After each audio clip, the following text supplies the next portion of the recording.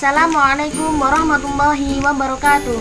Perkenalkan, nama saya Purnamasari dengan NIM 2571009, program studi Tadris Matematika semester 3. Di sini saya akan memaparkan hasil tugas observasi dan wawancara ke lapangan untuk siswa SD dan SMP dengan dosen pengampu Dr. Dina Hajaristianti, MP Dikons. Langsung saja untuk materi yang pertama, yaitu observasi dan wawancara ke lapangan untuk siswa SD. Yang pertama yaitu mengenai identitas. Aspek yang diobservasi dan wawancara adalah yaitu nama, umur, anak keberapa, kondisi ekonomi keluarga, pekerjaan orang tua, dan jumlah anggota keluarga. Yang pertama yaitu untuk siswa tidak bermasalah, yaitu anaknya bernama Nadifah, umur 8 tahun, anak ke-1, kondisi ekonomi keluarga sederhana, pekerjaan orang tua petani, dan jumlah anggota keluarganya 6. Yang kedua yaitu siswa bermasalah, namanya yaitu Muhammad Nuril Huda, usia 10 tahun, anak ke-1, kondisi ekonomi keluarga sederhana, pekerjaan orang tua petani, jumlah anggota keluarga 4. Selanjutnya yaitu untuk perkembangan fisik dan motorik. Yang pertama yaitu untuk siswa yang tidak bermasalah, memiliki berat badan dan tinggi badan 28 kg dan 126 cm, riwayat penyakit tidak ada, perawatan tubuh baik, asupan gizi baik, gerak atau kelincahan beraktivitas sangat aktif. Selanjutnya untuk siswa bermasalah atas nama Muhammad Nuril Huda, memiliki berat badan dan tinggi badan yaitu 28 kg dan 125 cm, riwayat penyakit tidak ada, perawatan tubuh kurang baik, asupan gizi kurang baik, gerak atau kelincahan beraktivitas kurang aktif. Aspek yang ketiga yakni perkembangan kognitif. Yang pertama yaitu untuk siswa tidak bermasalah, nilai pelajaran yaitu sangat baik, pelajaran yang sulit dipahami yaitu matematika, kemampuan menangkap pelajaran itu baik, dukungan orang tua dalam belajar baik, fasilitas belajar baik, prestasi yang diperoleh adalah juara kelas.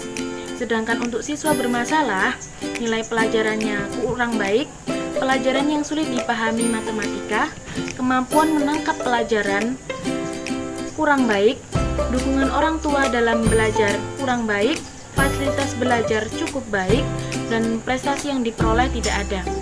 Untuk aspek yang keempat adalah perkembangan emosi.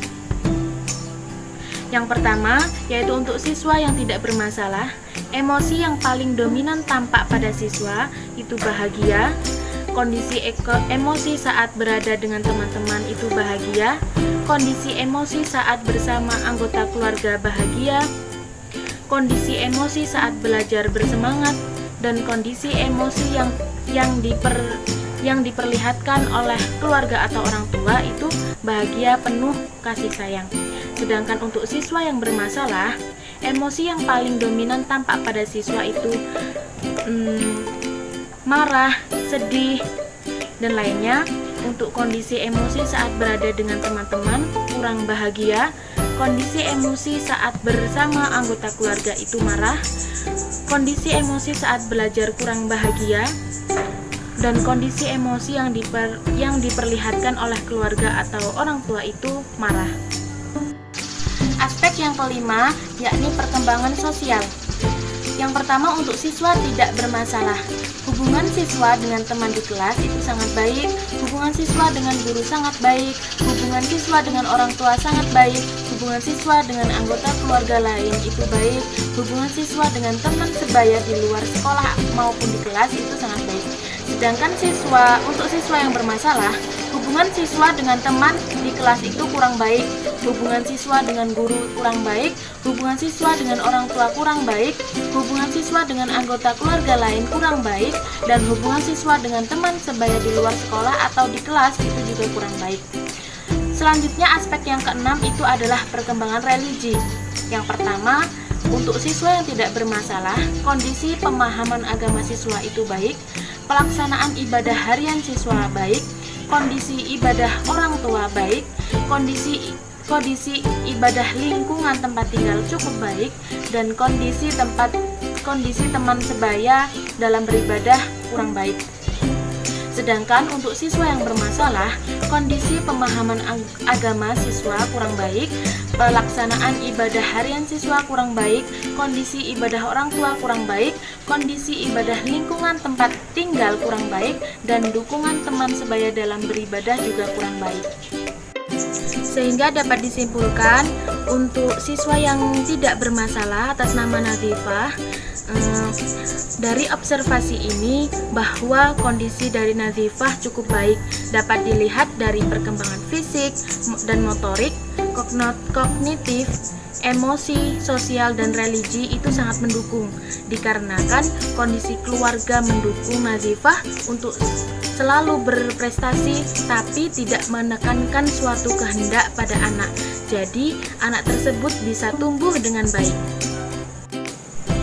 Sedangkan untuk siswa yang bermasalah atas nama Muhammad Nuril Huda dari SDN 5 Kampung Baru ini, sebelumnya Nuril adalah anak yang pintar di kelas, yakni menjadi juara 3 dari 33 siswa.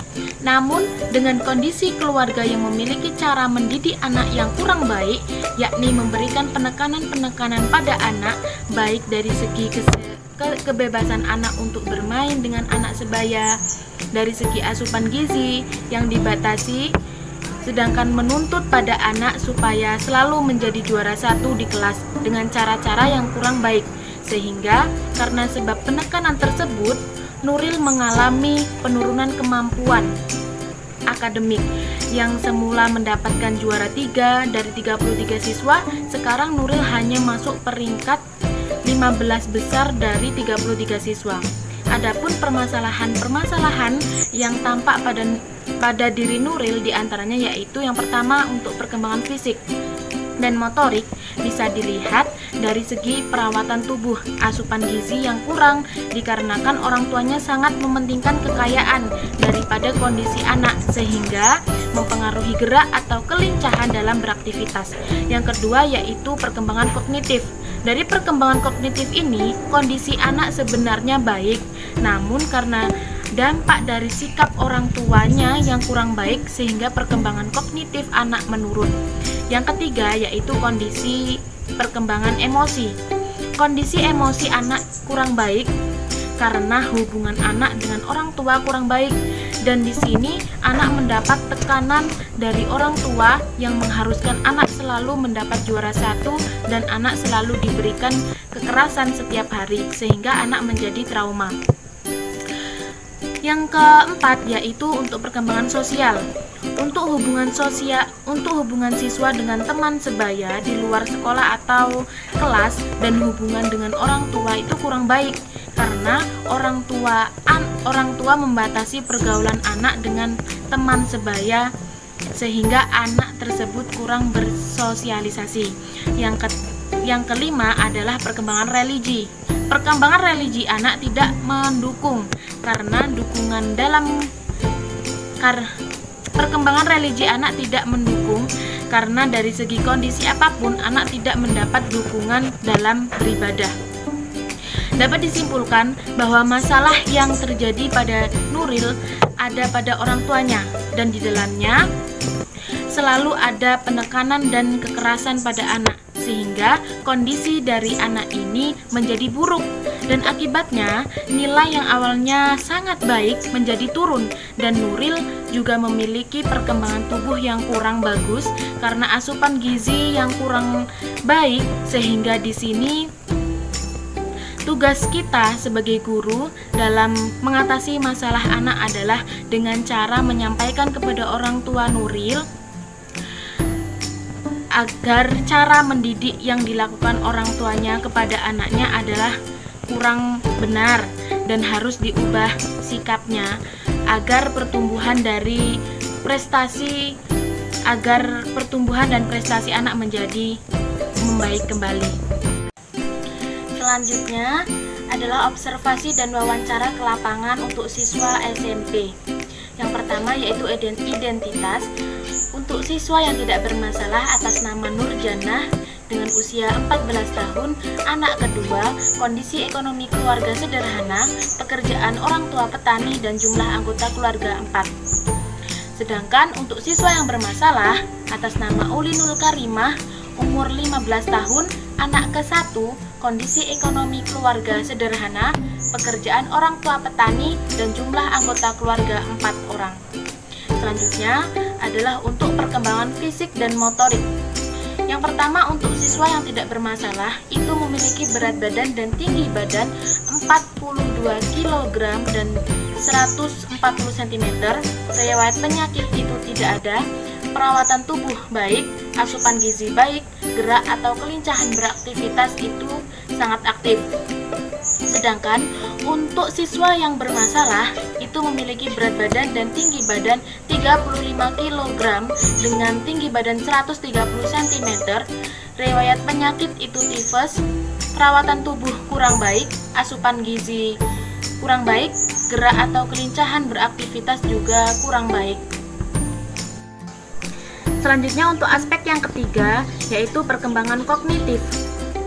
Yang pertama adalah untuk siswa yang tidak bermasalah, nilai pelajaran yang didapatkan itu sangat baik, pelajaran yang sulit dipahami itu tidak ada, pemahaman menangkap pelajaran, kemampuan dalam menangkap pelajaran itu baik, dukungan orang tua dalam belajar itu baik, fasilitas belajar baik, prestasi yang diperoleh itu mendapatkan peringkat 2 dari 28 siswa.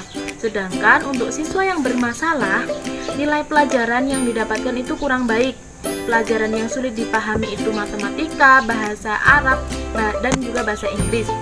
Kemampuan menangkap pelajaran itu juga kurang baik, dukungan orang tua dalam belajar kurang baik, fasilitas belajar itu cukup baik, prestasi yang diperoleh tidak ada.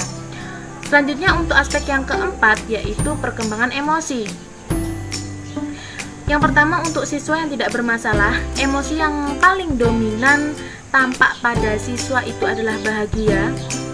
Kondisi emosi saat berada dengan teman-teman itu kurang baik, bahagia. Kemudian kondisi emosi saat bersama anggota keluarga juga bahagia. Kondisi emosi saat belajar itu bersemangat. Kondisi emosi yang diperlihatkan oleh keluarga atau orang tua bahagia, penuh dengan kasih sayang. Sedangkan untuk siswa yang bermasalah, itu yang pertama emosi yang paling dominan tampak pada siswa itu takut.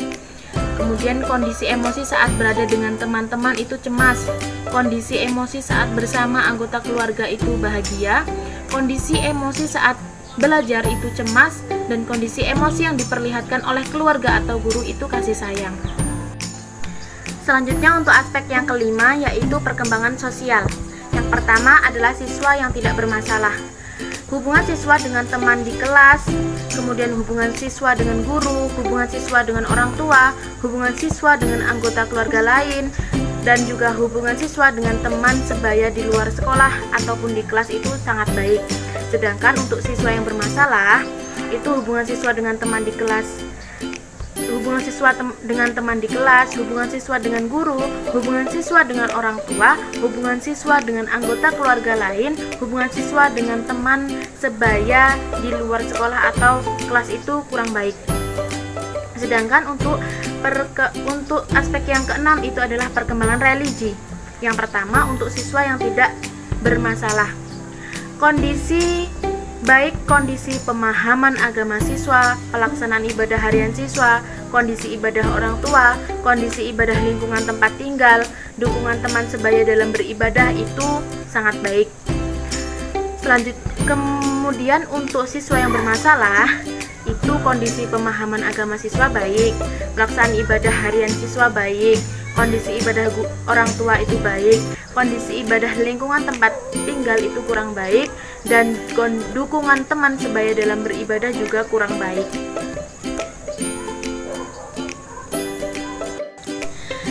Dapat disimpulkan bahwa dari observasi untuk siswa yang tidak bermasalah atas nama Nurjannah itu dapat dikatakan cukup baik. Dapat dilihat dari perkembangan fisik dan motorik, kognitif, emosi, sosial, religi itu sangat baik. karena kondisi keluarga Nurjanah yang sangat baik, penuh dengan kasih sayang, serta sangat mendukung Nurjanah untuk selalu berprestasi, sehingga Nurjanah selalu mendapatkan juara kelas. Dari observasi untuk siswa yang bermasalah, atas nama Ulinul Karimah dapat disimpulkan bahwa kondisi Ulinul Karimah itu kurang baik. Bisa dilihat dari perkembangan fisik dan motorik, kognitif, emosi, sosial, dan religi. Yang pertama itu adalah fisik dan motorik. Selain Ulinul Karimah memang sejak kecil memiliki badan yang mungil, Ulinul Karimah mendapatkan perawatan tubuh dan asupan gizi yang kurang disebabkan keadaan ekonomi keluarga yang terbatas sehingga mempengaruhi pertumbuhan tersebut. Yang kedua itu adalah perkembangan kognitif. Dapat dilihat bahwa pada dasarnya Ulinul Karimah memiliki kemampuan EQ yang kurang, sehingga untuk perkembangan kognitif ini bisa dikatakan kurang baik. Yang ketiga adalah perkembangan emosi. Perlu diketahui bahwa pada dasarnya Ulinul Karimah bisa berinteraksi hanya dengan keluarganya, sehingga jika berinteraksi dengan selain keluarganya itu emosi yang tampak adalah cemas dan lain sebagainya. Keempat adalah perkembangan sosial. Sudah dikatakan bahwa Ulinul Karimah adalah orang yang kurang bisa berinteraksi dengan orang selain keluarganya sendiri, sehingga dapat disimpulkan bahwa pada perkembangan sosial Ulinul Karimah itu kurang baik. Yang kelima adalah perkembangan religi. Bisa dilihat bahwa Ulinul Karimah tidak mendapatkan dukungan dari lingkungan tempat tinggal dan dari teman sebaya dalam hal religi. Namun, karena Ulinul Karimah sejak kecil sudah ditanamkan pengetahuan keagamaan, sehingga untuk perkembangan religi ini Ulinul Karimah cukup baik. Sehingga dapat disimpulkan bahwa sebenarnya kondisi keluarga Ulinul Karimah itu sangat baik terhadap Ulinul Karimah, yakni selalu mendukung Ulinul Karimah dalam hal yang kebaikan, memiliki kasih sayang, dan orang tuanya selalu berusaha memberikan yang terbaik untuk Ulinul Karimah. Namun, masalahnya di sini adalah pada kondisi ekonomi keluarga dan rasa kurang percaya diri pada diri Ulinul Karimah karena memiliki tubuh yang kecil, hitam, dan pendek, sehingga menyebabkan Ulinul Karimah ini kurang percaya diri di lingkungan umum. Dengan hal ini, Ulinul Karimah menjadi anak yang sangat pendiam dan kurang berinteraksi dengan sosial.